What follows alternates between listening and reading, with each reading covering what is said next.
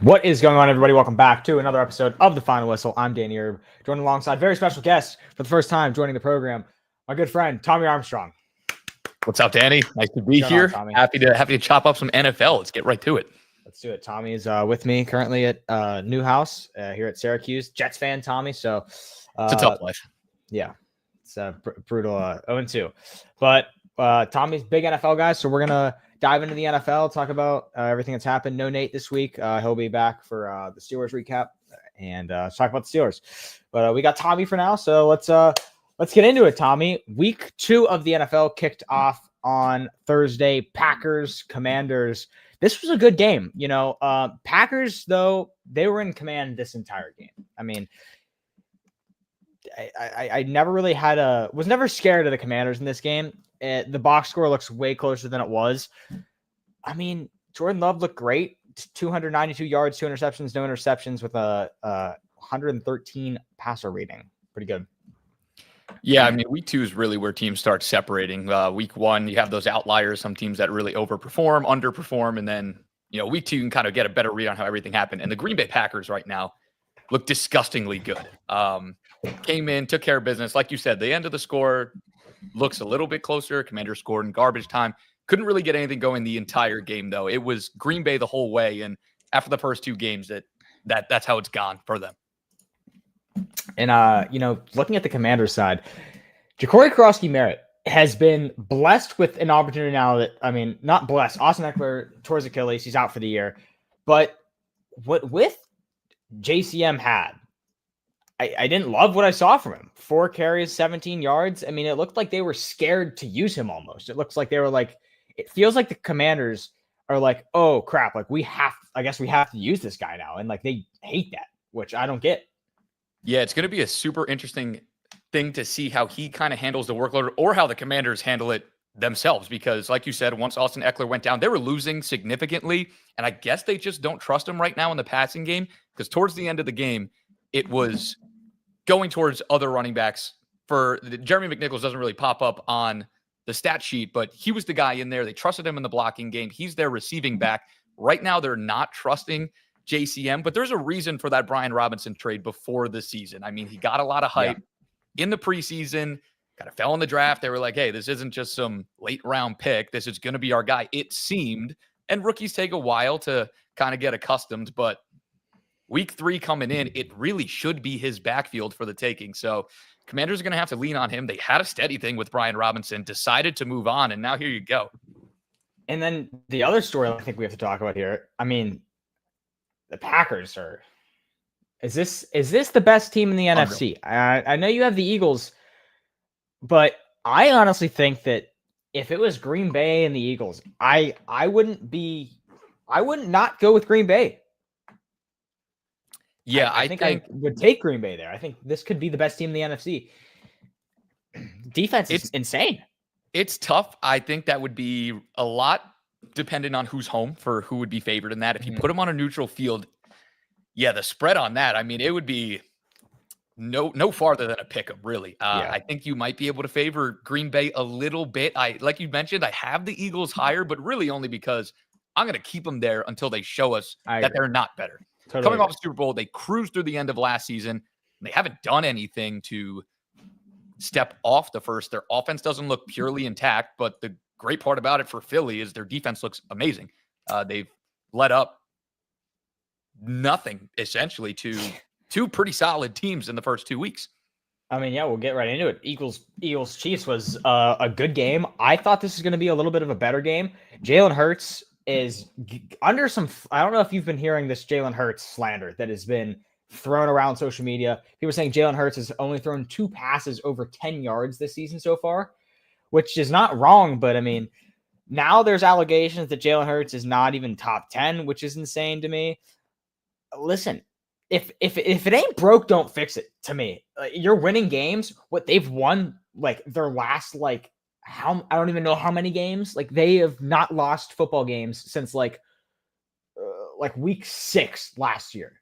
So yeah, there's a one outlier. The Commanders beat them in Washington. It was on that crazy comeback. Yes. the really weird end to it. They scored 2 times in the last like minute for the Commanders to walk them off. Yeah, aside from that, like you said, week 6 out of the bye last week, they beat the Cleveland Browns and they won every single game except the Commanders through the Super Bowl into this season. And I think when a team is just that high and mighty, you have, as fans, they try and find something to put them down. Oh, Jalen Hurts isn't a great quarterback. That's been kind of thrown around with Pat Mahomes in the last few years. Oh, he's not doing that much. But the Chiefs are great. Like, this is a team that's going to find ways to win. Their run game is so impressive. He doesn't have to throw more than 10 yards not at all. Field. Their defense is elite. If they're going to win games, especially this early on in the season, there's no point in them having to put up so many points. They just beat the Dallas Cowboys and the Kansas City Chiefs. They've let up 37 total points this season. And those are 2 pretty good teams. Yeah, I mean, the Eagles, they look, I mean, they're unstoppable right now. They are literally the most unstoppable team. They are way more unstoppable than the Kansas City Chiefs were in their prime, I would say, just because, like, literally, this is the craziest winning streak, like, I've seen. They are on a tear, and they keep adding players. They just signed Clowney, right? Clowney's Cowboys. Cowboys. Who'd they sign? Former first overall pick, South Carolina. Oh, well, that is Clowney, but who they signed? Who they signed? Eagles had a big one. Maybe I'm missing. Yeah. Hold on, I'm blanking. I thought it was Clowney actually. Zadarius Smith. They just signed Zadarius Smith. So what? How are we letting the Eagles get Zadarius? I'm shocked they didn't jump on Jabril Peppers, because the Eagles are a team that, like, literally just keep doing their thing, and they know they're good, and they still keep trying to get better. It's not like, they're content with being good and they fall off, and it just slowly, because that's kind of what's happened to the Chiefs. Guys have left or leave, and then you just get worse and worse and worse every year. The Eagles are getting better, it looks like, and they are not slowing down, which I love. I mean, I'm not an Eagles fan by any means, but if you're an Eagles fan, this is awesome. You're showing that, okay, we looked a little rough here. Let's go sign a guy who's an absolute dog in Zadarius Smith. I love the signing, first of all. It happened right after the Chiefs game. Like, literally, I think 30 minutes after that Chiefs game ended. I don't know what tempted them to be like, oh yeah, we gave up 17 points. Let's go sign another just beast, a pass rusher, which is, it's because why not? I mean, that's what the Eagles are going to do. That's how they're going to win games. They're going to win games because of they can run the football, and they're going to play better defense. It's a point where, hey, we're just going to jump out in front. We have a better team, and then there's no shot you're going to catch up. They pick on Jalen Hurts this year because, first game, 152 passing yards. Second game, 101 passing yards. They won both. Like, what? It doesn't matter. I agree. And the other thing I want to talk about this game, Tommy, has Patrick Mahomes been the leading rusher for the Chiefs in 2 straight weeks? Yeah. He was in week 1, and he is again in week 2. 66 yards for Patrick Mahomes on 7 carries. What in the hell is going on in this rushing core in Kansas City? We thought it was Pacheco's backfield. I think no one didn't think it was going to be that. Pacheco, 10 carries for 22 yards. I mean, he's looked flat out terrible, right? Yeah. Didn't expect as 50-50 of a backfield going into the season. Figured Isaiah Pacheco had some more rest and recovery off that injury last season. Maybe they're still trying to just work him up. At the same time, you look at the inefficiency this game. I think that's a little bit part of just this Eagles rush defense. They were missing Jalen Carter in the first game, and Javonte Williams averaged under 4 yards per carry. You add Jalen Carter, it's a really hard defense to run against, but the split looks weird. And it's just at a point where I mentioned before, people start ripping on Pat Mahomes not doing as much, but the Chiefs are still winning games. Now it's almost like they're expecting him to do too much. Yes. They don't have help for him. His number 1 receiver right now is Hollywood Brown. The 2 is who knows? I mean, Tyquan Thornton was the next best wide receiver in last game. And Travis Kelce's dropping footballs where they could have won that game if he caught it. Rashad Smith is like there. I don't know what's going on in Kansas City. Is it time? They're 0-2. They were 0. They have not been 0-2 since 2014, Tommy. Yeah. The Kansas City Chiefs. Do we panic in Kansas City? I still think that they're winning that division. And if you like to bet, they're minus 160 to win the division. I think that is free coin. Like, they're winning this division. They're going to either make a insane trade, because if you're Kansas City, you're not letting Patrick Mahomes go out like this. You're not letting Mahomes turn into what we're seeing, in let me find another example. What we saw in Dallas in the NBA with Luka Doncic. Like, you're not, even though they won chips, like, you're not going to let him just have no help and just carry and then just get this far. So I mean, Rashee Rice is going to be back in a few weeks, but you don't want to be 0-6 when Rashee Rice comes back, because the team, it's a possibility. I mean, you had to play the Eagles. I picked the Eagles to win this week. But man, dude, is it time to panic for Kansas City? I think you don't panic quite yet. It's one of those teams where if they start out 0-2, you're kind of like, oh, maybe they played two really good teams, which it looks like the Chargers are playing pretty good football, and they played the Philadelphia Eagles. At the same time, you can't take yourself into an 0-3 hole. It's pretty much impossible to make the playoffs at that point. They have a very favorable matchup. It's on prime time, but it's Sunday night against the New York Giants. They have to win that game, considering Week 4 is against the Baltimore Ravens. That's going to be another big test. But you don't panic 0-2 when you have a guy like Mahomes. And it's also a situation where I don't necessarily know if you'd be wasting a year of Pat Mahomes. But the Patriots did this too when they had Tom Brady. They went on a very impressive run and were a dynasty at the start. Fell off, whatever you want to call it. Like, just didn't win a Super Bowl in a couple of years, and then just ran the gauntlet again with Tom Brady Part 2. Yeah. And it could very well be one of those things. When you have a guy like Mahomes on your team, there's a franchise cornerstone. He's going to be there his entire career. It's not like you're giving him up. It's not good to waste any years of his career, but it's not like this Chiefs team or this dynasty is dead. He's playing without receivers right now. Xavier Worthy potentially can come back this week. And then you try and mix in Rashee Rice. You just have to stay afloat to that point. But they have a really tough beginning of the schedule, and 0-2 is not a good way to start it. Tough look. It's a bad look. And they're going to have to bounce back one way or another. Let's go to what other game should we hit right now? Let's go to Panthers-Cardinals. Box score again looks way closer than this game was. Yeah. It was 27-3 at one point, I believe. At least 27-9, and it was 27-3.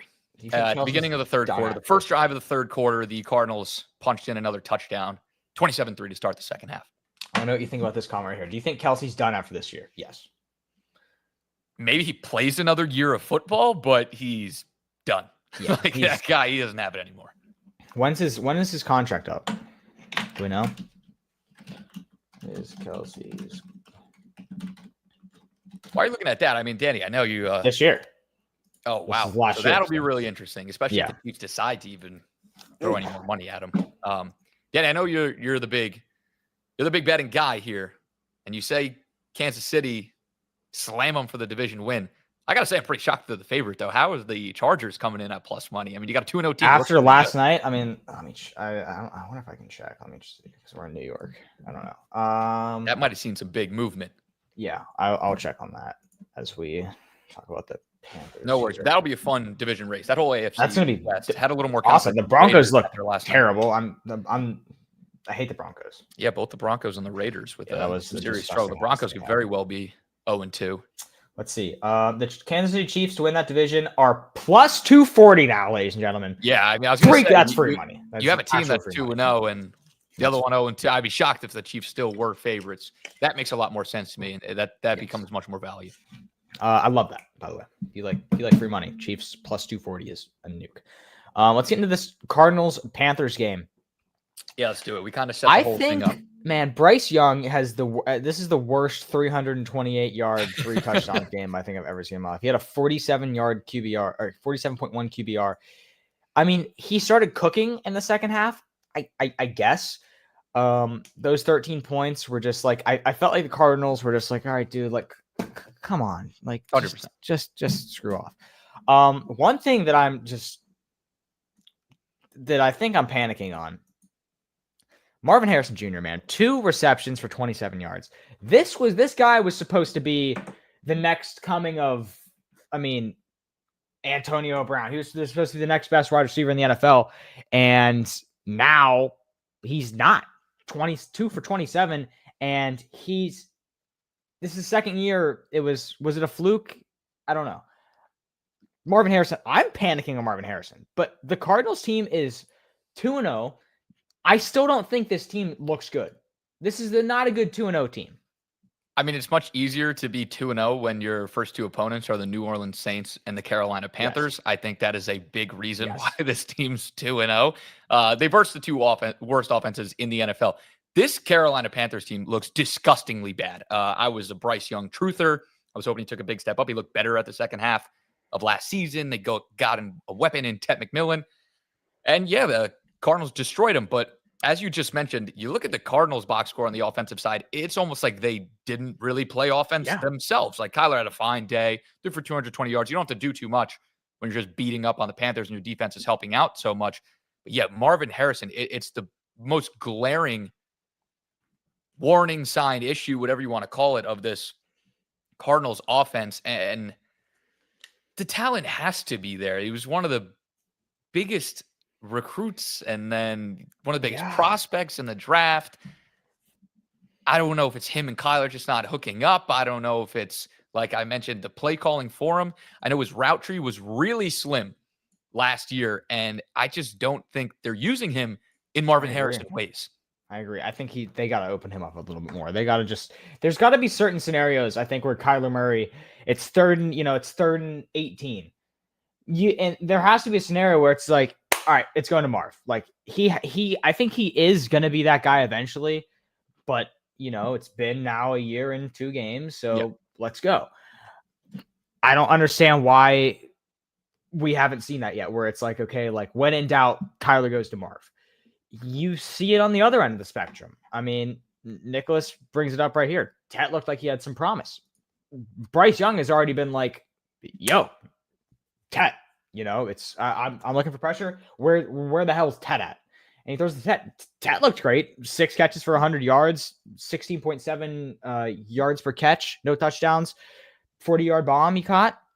Tet looks great for a rookie. He looks what looks to be. We can start talking about offensive rookie of the year. I know it's week 2, but Tet's looked great so far.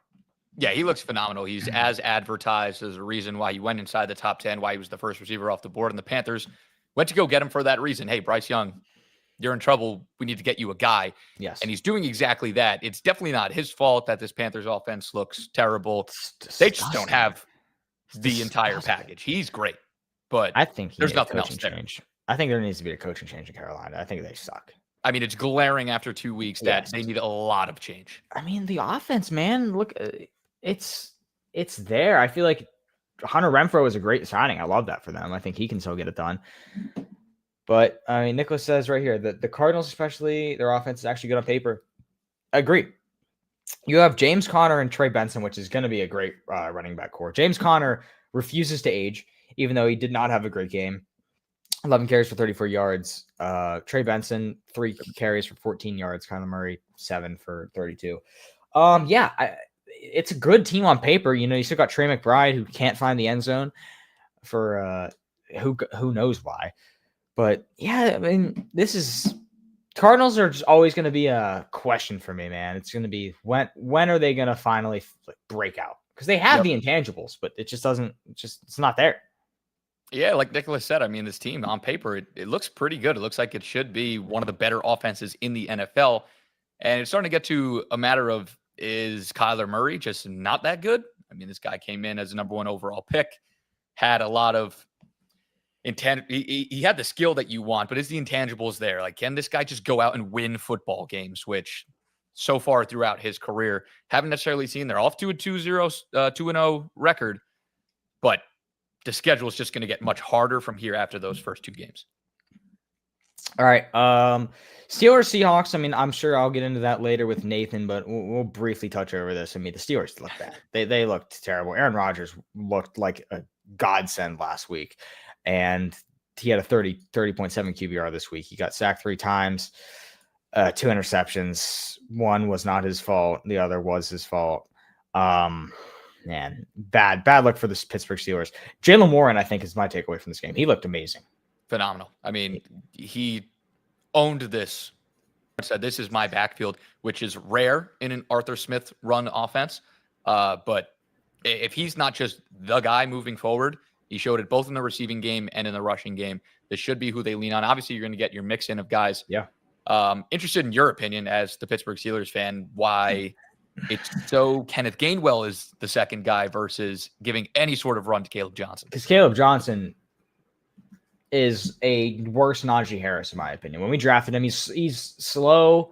He's not explosive. I didn't love the draft of Caleb Johnson. I think it's a fine pick. What he did on the kick return makes me already not like the guy. He was like the kick returner at Iowa. And I don't know how you don't know that. Oh, once you he touched the ball. I mean, clear as day. Do I have a football in here? Yeah. So clear as day. The ball live comes demonstration. Up, hits the ball, and then he's just like, "All right, yeah, we're good." Like the ball's in the end zone. The ball was in the end zone, Jalen. Let's turn around and at least dive on it. That was like, I was like, as a Steelers fan, I usually get pretty upset. I've never been at a loss of words before. I was just looking at my TV like, and then I was like, all right, like it wasn't a pretty play. It was the worst thing I've ever seen. It was actually almost on par with who was it? I just blanked on his name. Not Ben Skoranek. Dude from Bemidji State. You know what I'm talking about? I mean, you know more Bemidji State ball than I do. Very, very NFL focused. Gunnar Olszewski. When he toe tapped a kickoff on the 1 yard line, that was that was going out of bounds. It would have been, we'd got the ball on the 40. Needless to say, I don't know what the hell is going on in Pittsburgh. I think the defense, for being the highest paid defense in the NFL and the best defense, Jalen Ramsey looked terrible this week. I mean, literally terrible. He gave up a huge play to JSN when you needed a stop, and he looked terrible. Now, looking at the Seahawks, they looked good. Kenneth Walker was out-carried by Sharp. Yep. Out-carried by Sharp, and he crushed him in the rushing yards. I love that for Kenneth Walker. I'm a Kenneth Walker truther. I know you are as well. Oh, yeah. Told people to draft him in fantasy. Yeah. I'm still on it. This guy's getting worked back in. He was hurt last season. And I think that's really what it is. I'm not saying he's going to be a bell cow. Zach Charbonnet is good. Didn't show it against the Steelers, but Kenneth Walker's getting his touches. He's still getting out-snapped by Zach Charbonnet, but his percentage of touches when he's on the field way out carries what Zach Charbonnet is doing. They're using Charbonnet more blocking-wise, but when Kenneth Walker's in, there's a reason why he's in. They're using him a ton. And he showed that, hey, you could ball out a little bit. It's a scary issue for the Steelers, though. The Jets ran all over them, and then Kenneth Walker comes in here as well. And we'll get into the Jets later as well. But you take a team like the Jets, you saw how exposed they got against the Bills, and that offense looked horrible. And then there's a lot of questions around this Pittsburgh Steelers defense on how the Jets did that last week and how the Seahawks come in with 31 points. Yeah. As Nicholas says, Jason looks good. He is incredible. I mean, there's not enough good things to say about him. He's getting he has 51% of the receiving yards for the Seahawks this season. That's insane. He has 40% of the target share. This guy's the whole offense in the pass game. Yeah, so Seahawks 31, Steelers 17. Again, me and Nate will probably touch on that game on the Steelers show. Cowboys Giants was in a electric. I think this was the best game of the week. This was a game of the week. Sussy Russie, man. I love me some Russie. 450 passing yards, 3 touchdowns, and interception. Interception came in overtime, I think. Until then, he was playing perfect football. Cam Scatterbo. I didn't think he was going to be this involved in this Giants offense this early, and he's looked great. 11 carries for 45 yards. He is begging for CTE, though. I mean, this guy is putting his helmet in the other people's face and just begging for CTE. Malik Neighbors, though. I mean, good God. Is Malik already top 5 receiver? Are we there? Are we there yet? I'm there. I think we could easily be there. And the question is, Jamar Chase and Justin Jefferson are so untouchable as this is 1A, 1B, no doubt. But Malik Neighbors, what he put together in his rookie season and the pace he's on, like if this continues, is there a shot like he's just in that elite tier with them? Like I think he's I'm ready to put him over AJ Brown. Is he Is that getting in there? ridiculous? Is that ridiculous for me to say he's better than AJ Brown? I mean, AJ Brown has put up stinker and stinker. Again, two very different offenses. This Giants offense airs it out, and it's going to Malik Neighbors. But that's the thing. The other team knows that. The other team knows shut down Malik Neighbors, and you can't do it. You can't do it. And then you got Kentucky boy Wan'Dale Robinson is looking great as well. This Giants offense, I mean, they're 0-2. Yeah, I mean, the team still needs some work. I mean, the defense is there. I think the defensive line's very good. They pressured the Cowboys great. I mean, they on paper played great football. Giving up 40 points is not playing great football, though. So they've got some stuff to do. I think their secondary's trash, but that D-line is great. Yeah, I don't know. CeeDee Lamb, 9 catches for 112 yards. Dak Prescott, almost 400 yards. Javonte Williams, 18 carries for 95 yards. This is a great game. Goes to overtime. Oh, geez. What's his face? Brandon Aubrey drills 2, 64-yarder, and then the one from like 20 out. They just iced the game. This is a great game. Having a quality kicker like Brandon Aubrey is just, I mean, you don't. Like they were showing the target line to get to, and it was like, dude, you got to get 50 yards. Like you're fine. Fun game though.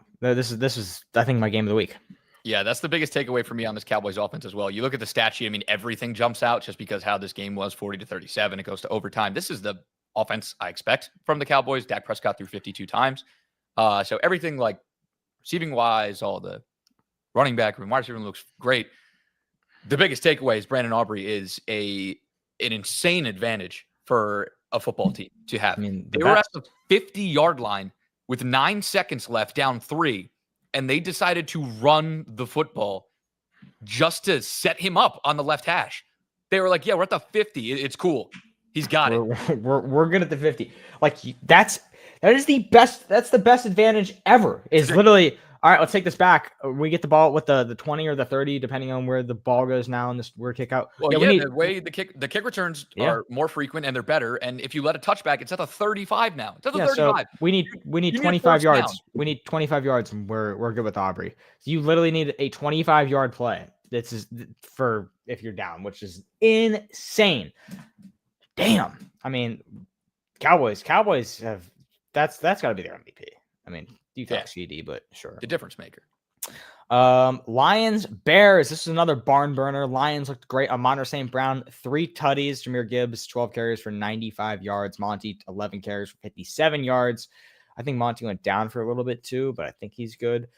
J-Mo and Amon do it again. I mean, this is a fun offense. They got spanked by the Packers in week 1, and then they put the beat down on their former offensive coordinator. For the Bears, though, I don't know. What are your takeaways from this game? Yeah, biggest takeaways is that we talked about it before, but the Packers are really good. The Lions showed that they are still very capable and identical offense. I was panicking on the Lions a little bit after week 1. This offense looks nothing like it did last year. Then they put this up, and it's like, okay, they're fine. Even without Ben Johnson, that is the same offense. Everything works well. The Packers destroyed them. So the Packers are good. That was my first takeaway. And then second is like, okay, we could exhale. The Lions still are capable, more than capable on offense. Again, it looked like they did last season. And the Bears and Caleb Williams, there's another one where it's like, is there a lot of question marks thrown at this guy now? I was a Caleb Williams hater in college, so I love seeing him fail. I'm not gonna lie. I'm such a hater. I don't think he's a good quarterback at all, actually. What's it say? Odunze is the takeaway for the Bears. He's actually good. Yeah, he is. Yeah, he's having a better season than he had last year. 7 yards for 128. He's the number one. And clearly. DJ Moore is on paper, I think, but Rome Odunze is going to be the number one here in a few weeks. DJ Moore had some bad drops. Some bad drops. Yeah, it's clear as day that Rome is the top guy in this offense. It's a year 2 leap. It's really nice to see him and Caleb connect. That was really the problem last year. They used him a lot, especially in the red zone, and they just couldn't find it. It's nice to see he caught a touchdown in game 1 and 2 last week this weekend against the Lions.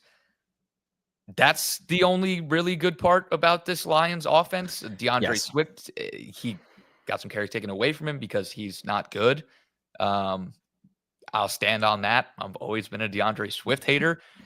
They don't really have a second guy to mix in. That's a problem. I mean, when Ben Johnson had the Lions offense, there was always a second guy to kind of work in. He's trying to work in Kyle Monangai. We'll see if that comes to fruition. But again, it was still Swift a lot. He out-carried him 12-1 until it was 52-21, and then Monangai gets 6 carries. It took Swift out of the game. So it's interesting to see if there's going to be more of a split. I just don't think Swift has what it takes to be the back in this back. This is a pretty decent offensive line, and he's just not the guy. Yeah, I mean, you got to get a good running game in the NFL at this day and age.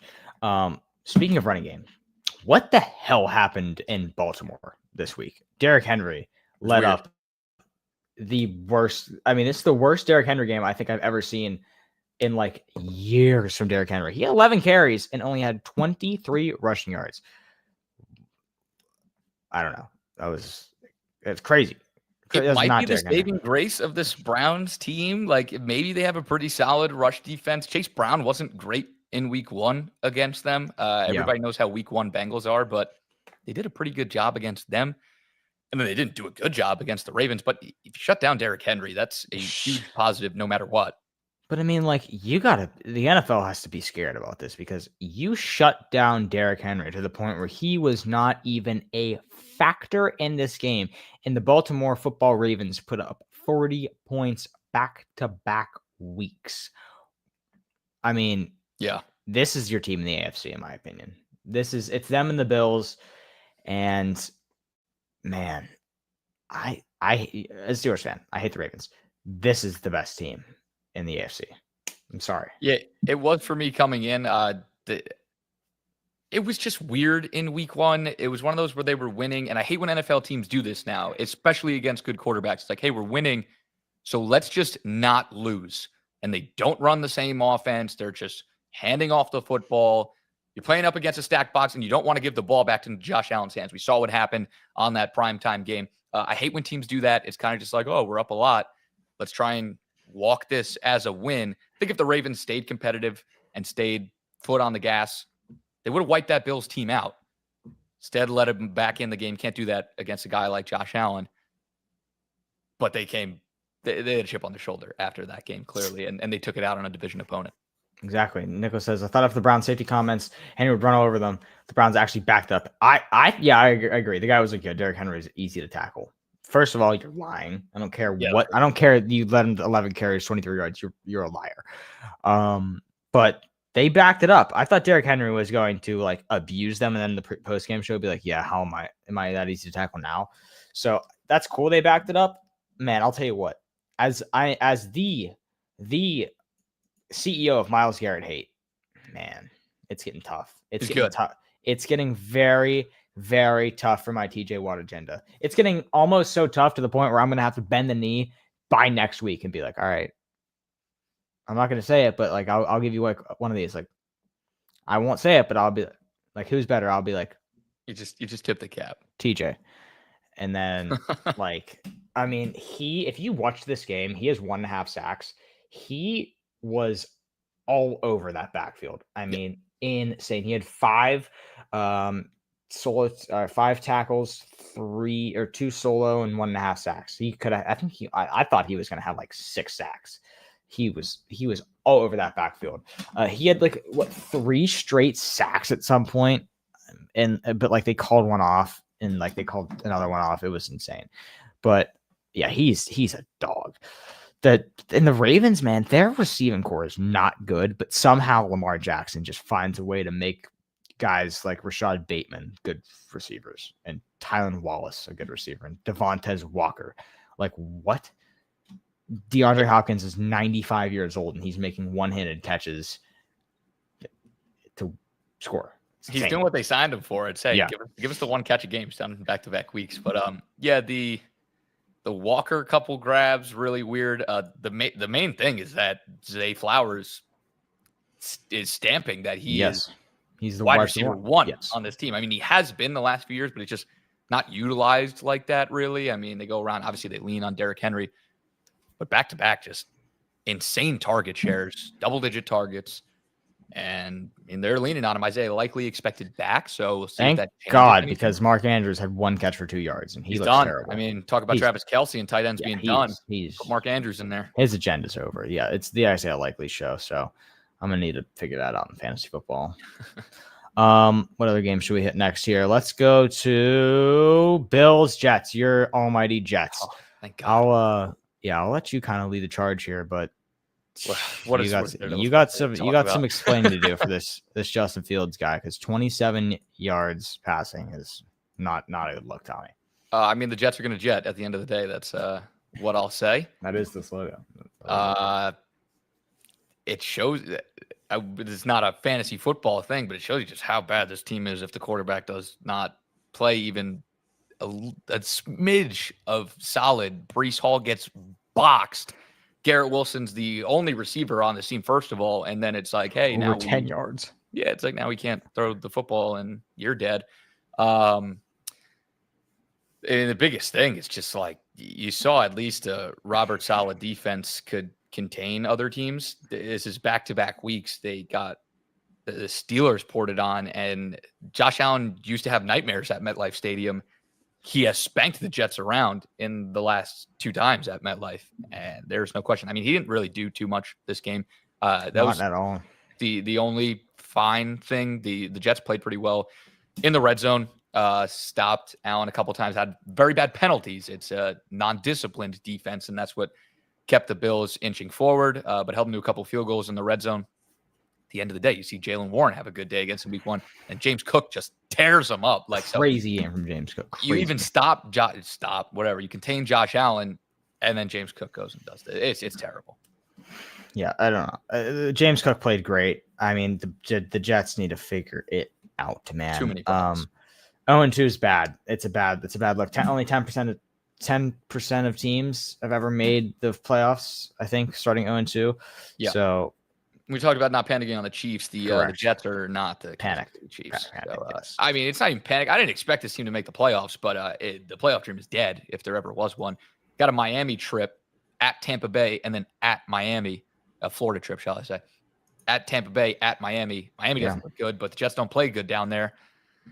You got Tampa before that. Like, it should be 0-3, it looks like. And then you're like, oh, let's hopefully beat a division opponent at their place. Doesn't look good. Speaking of Miami, let's hop into their game. Miami Patriots. Tua Tagovailoa with the most fraudulent 315 yards I think I've ever seen. Oh, yeah. Our good friend Joey Cicini was not thrilled watching this performance. And he's put me on to Tua hate, because I was a Tua truther for a while. And then I met my good friend Joey Cicini here at Syracuse, and I've been watching Tua more closely, and he's right. It's a 5-yard pass that Devon Achane takes for 100 yards. Tua takes it for 70 yards to the house, and then Tua has all of a sudden 315 yards, 2 touchdowns, and an interception, and his interceptions are so ridiculously funny to watch. It is pathetic. Tua sucks. And I'm bending my knee because I was a Tua truther. I was like, oh, this guy's fine, or a box score watcher. No, he's bad. Devon Achane looks good receiving wise. Rushing wise, 11 carries for 30 yards. Ollie Gordon, I want to see him more involved in this offense. Yeah, 1 carry. It was good. And they just sat him after that. How about Tyreek Hill? 6 catches for 109 yards.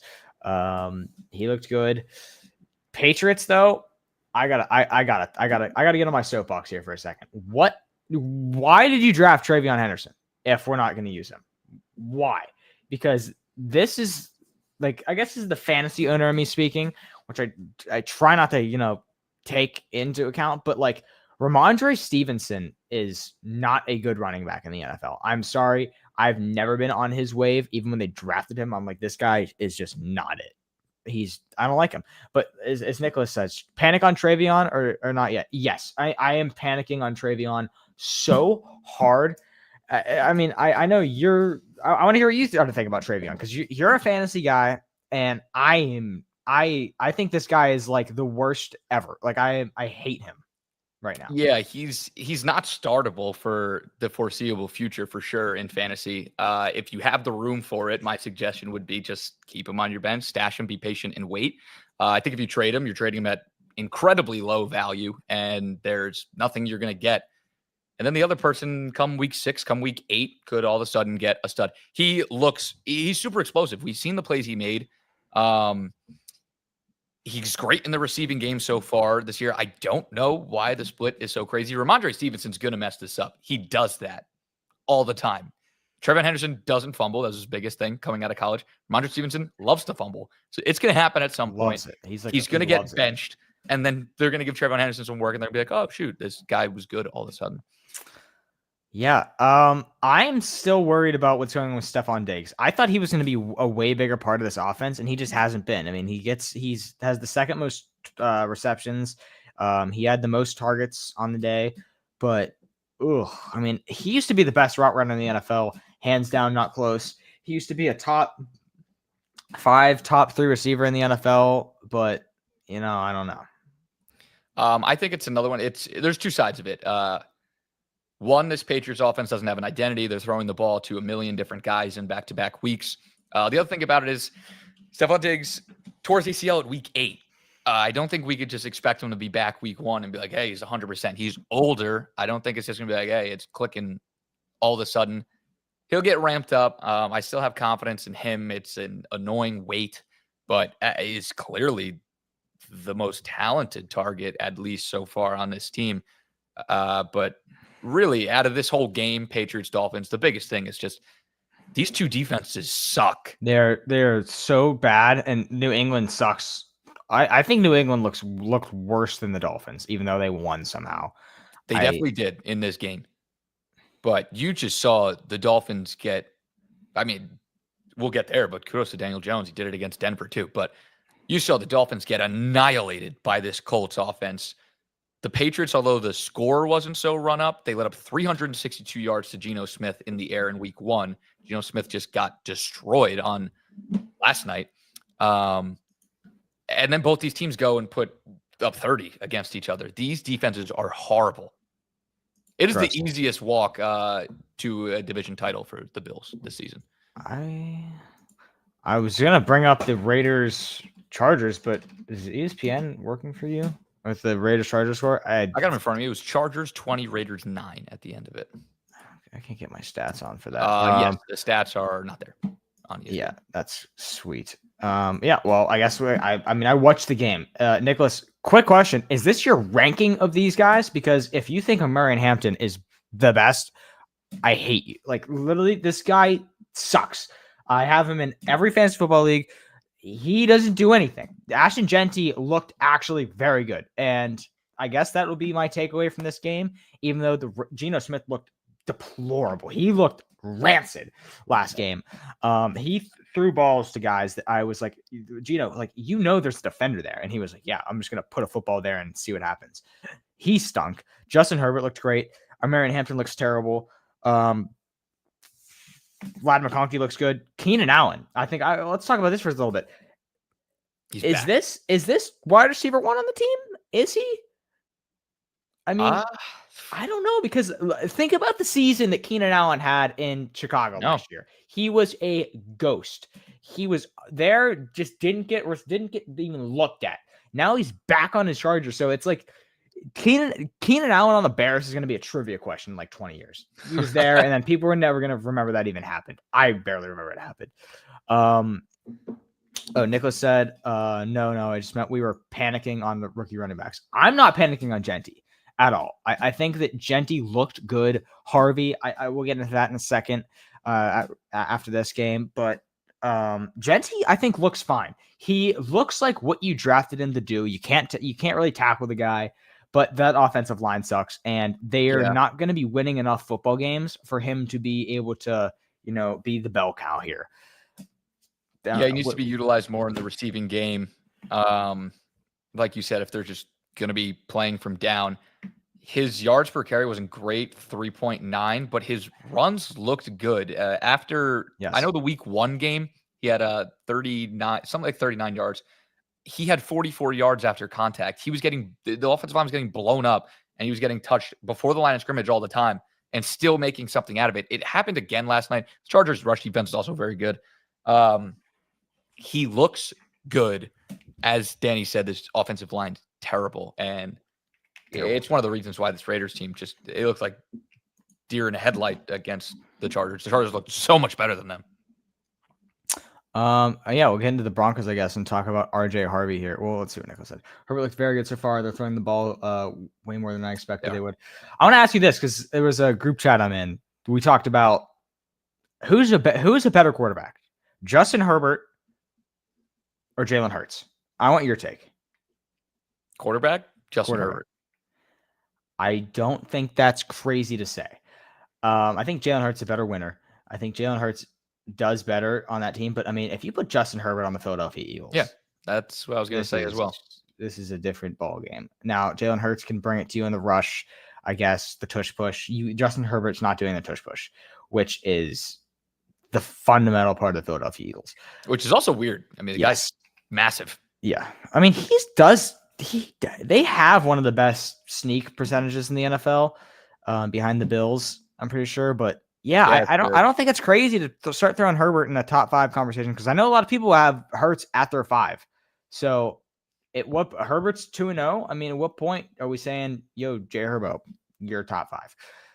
I don't think it's crazy to say he's better than Jalen Hurts yet at all. I think that Justin Herbert's a stronger passer.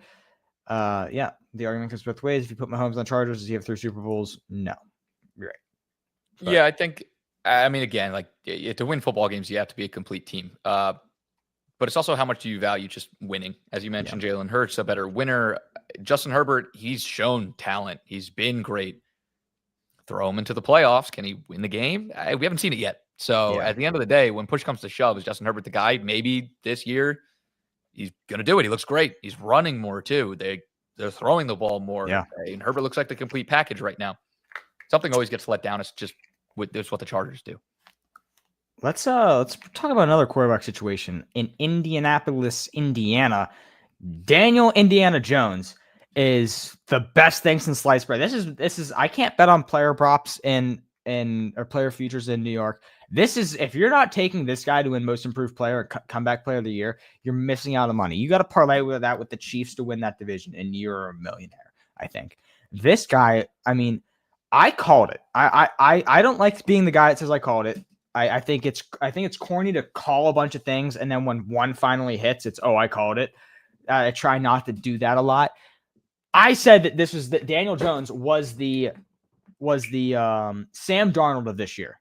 I was like, this is what's going to happen. He's going to go to the Colts. He's going to light it up, and then he's going to stink again, which is kind of what's happening with Sam Darnold. But sometimes you just need out of that situation. Like sometimes you just need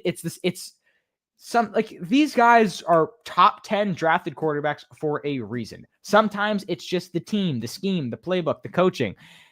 Daniel Jones, man, I mean, he looks great. Better than Bo Nix this game for sure. Didn't have a better passer rating though, but he looked better than the eye test. He looked better than Bo Nix. What are your thoughts on this game and Daniel Jones? Yeah, I wasn't necessarily hating on him after week 1, but I told a lot of people to park the brakes. He beat up the Miami Dolphins defense. He goes against the Denver Broncos defense. Like, let's see what happens. He balled out. I mean, this guy, he scored on 13 out of 15 drives so far this season. Yeah. And he just, I think you said, you put Sam Darnold, it's quarterback clearly with talent, with a coach like Kevin O'Connell, and good things happen. Shane Steichen's running this offense and just catering it to Daniel Jones really well. He's doing his job. And the other big thing about it is Daniel Jones is 3rd in the NFL in carries within the 5. They are catering to his strengths. He's a big guy. He's mobile. He moves. He's proven that before. And Josh Allen's the only quarterback above him with more goal line carries. He has more than Jalen Hurts. Wow. So he's being used in impressive ways. He's got a rushing touchdown in both games. Everything's just, they're putting the pieces of the puzzle together. It's working. Love it. Jonathan Taylor looked amazing. 25 carries for 165 yards. He broke one at the end of the game, 68-yard run, but he still would have had if he doesn't have that near 100 yards. So, I mean, he looked incredible. Tyler Warren was was it you that said that this is the freest, like you knew this guy was going to be good? I don't know if that was either. I'll take credit for it. Yeah, go for it. I did like Tyler Warren. Yeah, I mean, he's out of Penn State. You knew he was going to be good. It's like you can just tell. I love that for them. I like the Colts. I don't hate them. I just hate the guy that goes, "This is our Colts. This is our team." I can't stand that guy. He's the worst. But let's talk about Denver. They're 1-1. I mean, could be 0-2. Could be 0-2. But at the same time, could be 2-0. I mean, yeah, I was gonna say should have won the game. A penalty at the end of the game that puts you into a field goal. I know me and you had some strong feelings about that. Man, Bo Nix, I think this is a regression so far from Bo Nix. He has not looked like he did the last few games that he was last year. You got to throw the ball to Cortland Sutton more than one time in a football game. It has to happen. Troy Franklin being your leading target, Marvin Mims, Tyler Batty, whatever you say his name. Sure. RJ Harvey was the fourth leading rusher in this game. I mean, it's another rookie running back. What the hell is going on with these rookie running backs? I don't get it. Yeah, I think fantasy wise, people you got to be a little patient with rookies. Yeah. Running backs sometimes do just come in and they're the guy in the backfield. We see it with Genty Hampton supposed to be. He's not playing that well. It's rare for rookies to come in and just ball out right away. It often takes a few weeks, and a lot of times it takes after their bye week. So I think especially after last year, we saw a lot of rookies kind of go off. People are like, "Oh, my rookie's not doing good. I'm cooked." They were also pushed a lot higher on draft boards than previous season, so probably more reason people are frustrated. As long as J.K. Dobbins is a good running back, though. We saw it last year. He just gets hurt every year. It'll probably happen again, unfortunately. Hopefully it doesn't. I like J.K. Dobbins. And if that happens, RJ Harvey, I think, is going to be great. If not, I think it's going to be tough for him to make way in this offense. But, yeah, Denver offense looks really weird. They needed a wide receiver 2 to emerge. Looks like it could be Troy Franklin. Guy, I mean, looked fantastic last game. He played in college with Bo Nix. There's a relationship there already. Not like he's above Cortland Sutton. Like you said, they got to throw the ball to him more. I'm sure it was part of the Colts game plan. Shut down Cortland Sutton, but it's nice that another guy stepped up. The Denver needed this in the passing game. Yeah, I mean, talk about rookies. I want to talk about the Tennessee Titans quarterback Cam Ward. I like Cam Ward. I'm a Cam Ward believer. His team sucks the worst. It's so bad. It is so bad. It's hard to watch because he wants to win so bad. I like Cam Ward. I think Cam Ward's gonna be better than Bryce Young. I know there's so many Bryce Young truthers in this world. I'm starting to get off that high horse a little bit, but this Rams Titans game I think it was just forgettable. It was like, sure, Kyron Williams had a good game. Devonta Adams had a monster game. It was just like the most Rams game ever of like everyone just gets fed and cool. Cam Ward though is really what I want to talk about here. Like, I think he's going to be good. I think this guy has it. He reminds me a lot of Jaden Daniels, like just presence wise, but he has nothing to work with. I mean, nothing to work with. Yeah, I also think it's two vicious matchups for a rookie to start his NFL career with. This Broncos defense, a lot of high praise coming in, and it was eight sacks in week 1. I mean, insane amount of pressure. The number 2 team in pressure after week 1 was the Rams. They are also good up front. They apply a lot of pressure, and it's just really tough for a rookie to step into. The stats don't say it, but I agree. I think he played some decent games. He's been sacked 13 times this year. That's crazy. So hopefully gets a little more time. Maybe he has a little more room to show what he's got. But at the end of the day, that's really what I think it is. It's not a great team. Not going to be a good team when you're the number 1 overall pick. But there's some stuff there, and I hope that he could progress against slightly worse defenses. All right, let's get into this game. Bengals, Jaguars. I mean, the biggest storyline that we'll get into in a second here. Joseph Burrow, man, has gone down. We're going to bring this up. Joe Burrow is hurt again. Joe Shiesty, a lot of. I feel terrible. I'm a Steelers fan. I don't like the Bengals. I feel terrible for this guy. Turf toe, two or three torn ligaments, and he's done for maybe the season. People, it's 3 months at least, and if he does decide to get surgery, I think he said he is, then it is the season. I'm pretty sure. Yeah. They may have given him surgery like right away. I think I saw something that he's already gotten the surgery or something like that. Yeah, they said 3 months. That's pretty much the entire regular season. So now it's up to the Bengals to stay afloat with Jake Browning at their quarterback. It's tough for Burrow. The NFL is a lot better when he's playing. We've seen what he can do on certain games. We've seen some of the games he's just put in front of us when it's against a Pat Mahomes or a Josh Allen. It's instant classics right away, and it's really tough with this type of offense not to see it in full effect. What does this do to the Bengals offense? I mean, if you're a fantasy owner, are you trying to give Jamar Chase away? Is this has to hurt Chase Brown because you're not going to be winning football games anymore? But I mean, last year without Joe Burrow, Jamar Chase still ate. So that's my thing is I don't think, for people who don't care about the Bengals or just fantasy players, like you look at this team and they did fine without Joe Burrow last year because he was out for a substantial amount of time and they did fine 2 years ago. But yes, 2 years ago. Missed 7 games 2 years ago, and it was Browning that stepped in as the QB. It was his rookie season too, so I mean that's the hope here. He's only sat behind Burrow for an entire season again last year. He came in that 2.5 quarters he played, and he played pretty well with 3 interceptions. So, I mean, that's not the best part about that. But at least fantasy-wise, he was throwing the football, and he was doing an okay job with it. Chase Brown-wise, that 2 years ago, Joe Mixon actually had an uptick with Jake Browning as his quarterback. So that's the hope for Chase Brown. Mixon averaged over 18 points per game in the 7 games Browning started.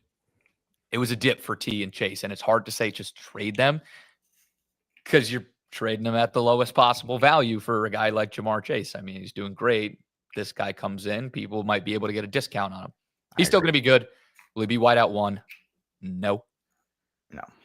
Even if he comes back for the playoffs, the word playoffs is done. They're not making the playoffs. It's tank for. Can you imagine if they got Jeremiah Love? All right, is he next year? Jeremiah Smith, he's one more. Oh, sophomore. Same thing with Ryan Williams. Ryan Williams. That if he was this draft class in the Bengals, the worst team in the league. Imagine a receiving core with Jamar Chase and Jeremiah Smith. That'd be crazy. They just again they'd be like no offensive line. Yes, it works. So that'd be great. Browning was 4-3 as a starter in those 7 games. Can he keep this team afloat? The biggest thing about it is we know how horrible the Bengals start out seasons.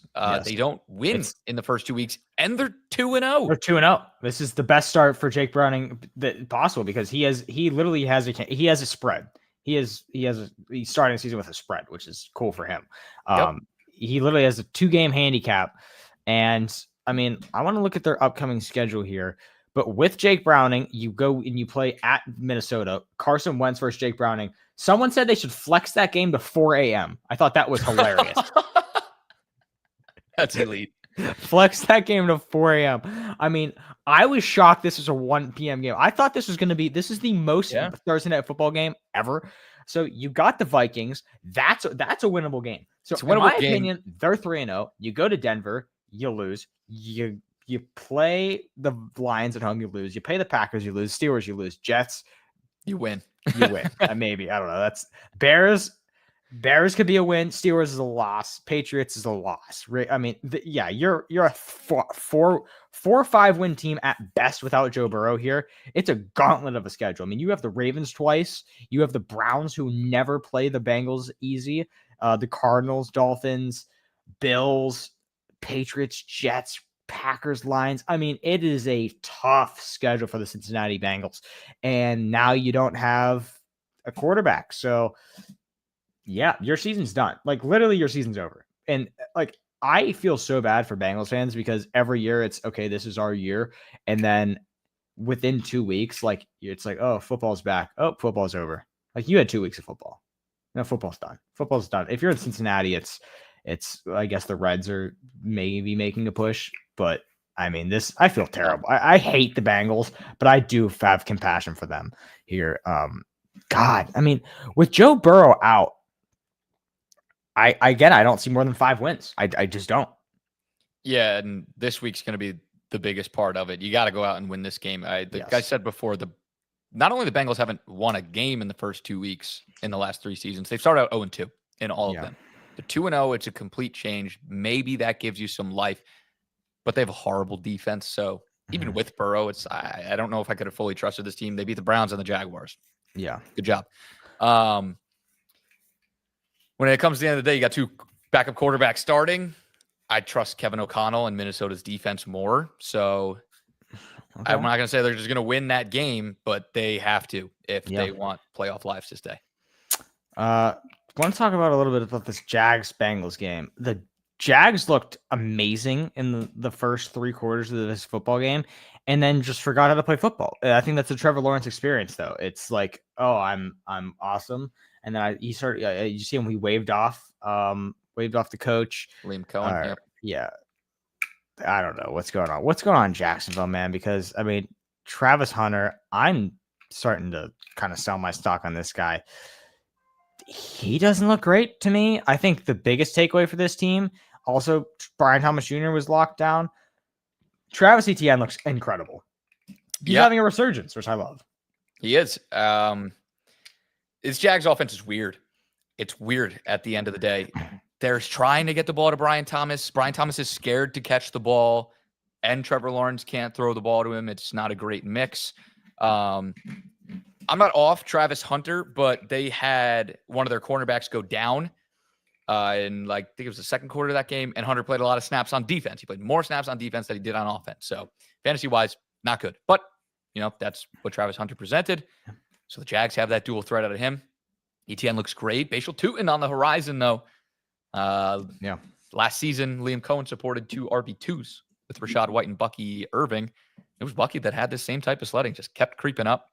Etienne looks good, but he has looked bad before. So you wonder if Tutin's in. Yeah. Cover this game real quick. The Falcons-Vikings. I'm honest. I really could care less about this game. I want to talk about the aftermath of this game. I guess I'll touch on it real quick. The Falcons looked like mid as hell. They won because they kicked field goals. I guess Michael Penix. I am so not sold on Michael Penix. I'm not even close to being sold on Michael Penix. He's so mid. Bijan Robinson is this offense, I think, and it's so clear. Tyler Algier, they ran the football 39 times. Yeah, which is insane. Drake London though is they're decent. I think they're a good quarterback away from being a good team. And they need that because Michael Penix is not that. I think he just fell into their lap, and they're like, "Yeah, I guess he works. Sure. We'll throw him out there." But I think the team's good enough to where it's okay, we can do this. Let's go get a guy that can, lead us in a football game. Michael Penix is not that guy. I'm sorry, he's not. I'm not down on Michael Penix as much as you. They went and got him when they signed Kirk Cousins. They had plans for him. He's got a lot of weapons around him, but honestly, from the Falcons, I like that they won this game without their offense being in full effect. Drake London only had 4 targets. That's going to be rare.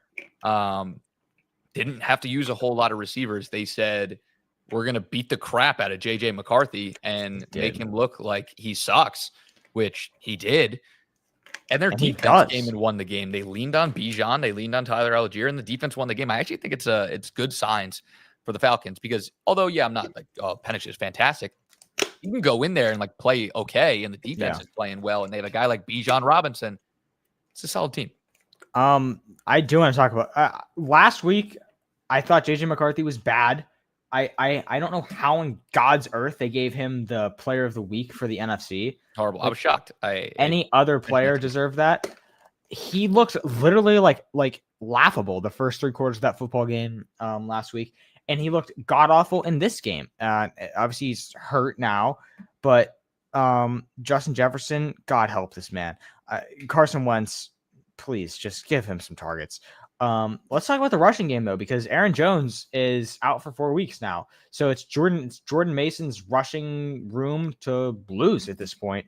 And I don't think I don't hate that for Minnesota. Yeah, he was pretty much the reason they had that comeback. Yeah. In week 1. They put him in, they started feeding him. He was ripping off a couple of really nice runs, and then JJ did his thing to punch it in. But he kickstarted that offense. And I like Jordan Mason. They signed him again for a reason. Gave him a decent number, 2 for 12. That was the plan, I think. He comes in, he's the guy on the ground, and they're going to use Aaron Jones in the receiving game, which that's mainly been it. Going to be interesting to see if they just completely turned to him now to take over this backfield. But Jordan Mason's got a really good opportunity. Showed he could play well last season. I think it's exciting for the Vikings. All right, last game we'll get into here. Buccaneers, Texans. Baker Mayfield, 215 yards, led the team down in a 2-minute drill. And Baker Mayfield, I mean, this is what he lives for. I know I asked you this before, but you're putting Baker over Stroud already? I don't think that's ridiculous at all. Where is Baker in your top 10 range right now? Where do you put Baker Mayfield? Well, in this moment, I'm putting Baker Mayfield above CJ Stroud. I got confidence in CJ Stroud. I think he's playing behind the worst offensive line in the NFL. It's tough sledding for him. Baker's stamping himself as a top 10 quarterback. And, you have those like 5, maybe if you throw in, we talk about Jalen Hurts, but Jalen Hurts, maybe 6 elite guys. And then Baker's right outside of that. I think he's going to be one of your next guys. And he's a guy you like to root for. He's going to try and go out and win a damn football game. Like I love that. I like guys like, I think Stafford's awesome. And I'm still so high on Matt Stafford. That guy's going to freaking win a football game at the end of the day, especially if it's tight. He's got the ball in his hands. He's going to go out and win the game. Baker's just one of those guys. He is. Baker Mayfield looked awesome. Like literally awesome. He reminded me of what he's reminding me of is Ben Roethlisberger from the Steelers. Like it's like, all right, like 2-minute drill. I don't care if I die. We're getting in a field goal range. B, this is going in the end zone, and C, I'm dying. Like I'm not turning the ball over. I'm not gonna play bad. He looked great. I mean, he's gonna find Mike Evans, who had a decent game for Mike Evans. Bucky Irving and Rachaad White. Honestly, Rachaad White looked great. I know we were watching this together. We were like, what is going on? Why is Rachaad White playing good football again? Bucky Irving, though, I think his passing game, he's absolutely an elite weapon for this Bucs team. Their defense looked good. Nico Collins needs help. Bad. But I mean, I love what I saw from Baker Mayfield. Yeah, it's really big for the Bucs, I think, to start out 2-0 as well. They're not 100%. The biggest piece, I mean, Tristan Wirfs isn't playing for them right now, and their run game wasn't looking great. It ended up in that second half, especially really picking up. White was doing good. Bucky, at the end of the day, his numbers looked fine. That first game, there was a struggle. Yeah, Tristan Wirfs back in there. I mean, this team's only moving at a better pace, and then if Chris Godwin eventually comes back, you stack up Evans, Godwin, and Ekbuka. It's dangerous. Yeah. I mean, we didn't cover the Niners Saints. I'll briefly touch this. Mac Jones filled in and actually played pretty well. The Saints suck like so bad. It's insane actually, but the Niners are 2-0. I think that Mac Jones is going to do. I mean, are the Brock Purdy system quarterback allegations are like never going to go away now. If Mac Jones goes in and plays how Brock Purdy played, I'm sorry, Brock Purdy, but your contract is going to be cooked because you're not getting paid that back again. Yeah, I think it's clear as day. But when you got a guy like Kyle Shanahan running things, I mean, Robert Saleh's back as that defensive coordinator. It's just a well-coached team. And especially when you go up against a guy like Spencer Rattler, they're not losing that game. I don't care who's at quarterback for them. No. Mac Jones has to do a job, which he did well. And, I mean, San Fran off to another nice start as well. See if they can keep it afloat while Kittle's gone. And CMC's offense. Yeah, Purdy might be a little fake. I mean, if CMC's in Purdy's there, fraud. Purdy's a fraud. That's the offense. But I'm bought in there. I'd still rather have him than Mac Jones. Yes. So see if they can stay afloat till he's there. I agree.